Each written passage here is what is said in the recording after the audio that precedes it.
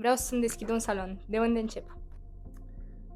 E o întrebare pentru care 18 ani am lucrat cu peste 1000 de saloane și 1000 de antreprenori pe care am ajutat să-și dezvolte afaceri de succes. Primul lucru cel mai important este să te gândești ce fel de servicii vrei să oferi la tine în salon. Un salon de înfrumusețare poate avea succes fie că faci pui gene false, fie că faci remodelare corporală, fie că îți faci o clinică medico-estetică. De aceea, cel mai important lucru este să începi cu acele servicii despre care tu ai cunoștințe sau despre care tu poți să înveți relativ ușor despre ce presupune acea afacere. Următorul lucru pe care tu trebuie să-l realizezi este unde îți vei deschide acest salon. Evident, de preferat este să fie într-o zonă în care să fie ușor să poți să te deplasezi și pe care să poți să-l vizitezi și, bineînțeles, să-l controlezi. Cum îl finanțezi?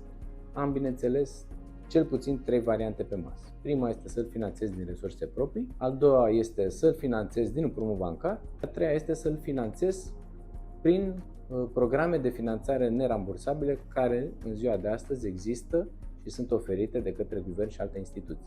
Știu și pot să mă gândesc care va fi bugetul pe care eu sunt dispus să-l investesc. Pregătește-ți măcar încă 50% în plus.